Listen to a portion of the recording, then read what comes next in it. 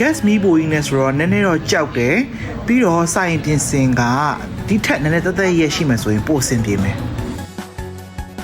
တငယ်ချင်းတွေကကြောက်ဖျားမြင့်ရဲ့အရသာကိုခံစားပြီးတော့မူကထသွားစားရအောင်လို့ပြောလို့ပြီးခဲ့တဲ့ရက်ကသွား try ခဲ့တယ်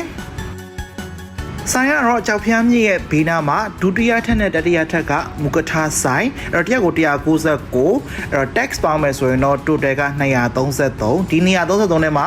ရေလည်းမပါဘူး tissue လည်းမပါဘူးရေခဲလည်းမပါဘူးလိုချင်တော့ကိုပါတော့ကိုဝယ်ရတယ်ဒုတိယထက်ကတော့ aircon ရှိတယ်တတိယထက်ကတော့တဘာဝလေးကိုခန်းစားပြီးတော့ကြောက်ဖျားမြင့်ရဲ့အလှကိုကြည့်ပြီးတော့စားရတာဆိုတော့တော်တော်များများကတော့တတိယထက်ကိုပဲရွေးချတယ်နော်ထုံးစံတိုင်းမူကထဆိုင်ဖြစ်တဲ့အတွက်ကြောင့်မလို့အသားတွေကိုအရင်ကြည့်ရဲအသားလက်လားမလက်လားဆိုတာကိုအရင်စမ်းစစ်တယ်ပေါ့နော်အဲ့တော့ဒီဆိုင်ကိုတော်တော်များက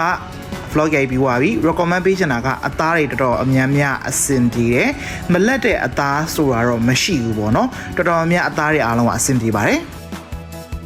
ဒီဆိုင်မှာတွေ့ရတဲ့အရွက်တွေကလည်းတော်တော်များများစုံစုံလင်လင်ရှိရဲ့အရွက်အဆင်ပြေတယ်ပေါ့နော်အရွက်တွေစားရတာလည်းကြိုက်ပါတယ်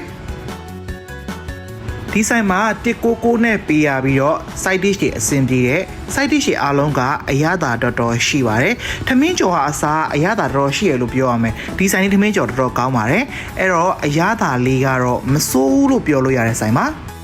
ဘူဖေးထဲမှာတော့ဘီယာမပါဘူးအဲ့တော့ဘီယာကြိုက်တဲ့သူတွေတော့ဘီယာမှာတောက်လို့ရပါတယ်ဆိုင်ကတော့ weekend ဆိုလို့ရှိရင်တော့လူများတယ်အဲ့တော့ဂျားရက်တွေဆိုလို့ရှိရင်တော့လူနည်းတယ်ပေါ့နော်အဲ့တော့233ပေးရပြီးတော့ဘူဖေးကိုဝဝလင်လင်စားရတယ်ကြောက်ဖျားမြင့်ရဲ့အလားတရားကိုလည်းခံစားရတယ်ဆိုတော့ဒီဆိုင်လေးကိုလာပြီးတော့ try သင့်တယ်အဲ့တော့ဘန်ကောက်ကိုရောက်ပြီဆိုလို့ရှိရင်တော့ဒီမူကထဆိုင်က try ကို try သင့်တဲ့ဆိုင်လေးပါဒီမူကထဆိုင်မှာပဇွန်ကတော့နည်းနည်းတော့လူရမယ်เนาะဘာလို့လဲဆိုလို့ရှိရင်ပဇွန်တွေချရင်ကုန်တာမြန်ပါတယ်အဲ့တော့မူကထ crazy တွေအတွက် try ကို try သင့်တဲ့ဆိုင်ပဲဖြစ်ပါတယ်အဲ့တော့အားလုံးကိုဝေမျှပေးလိုက်ပါတယ်အားလုံးပဲတတား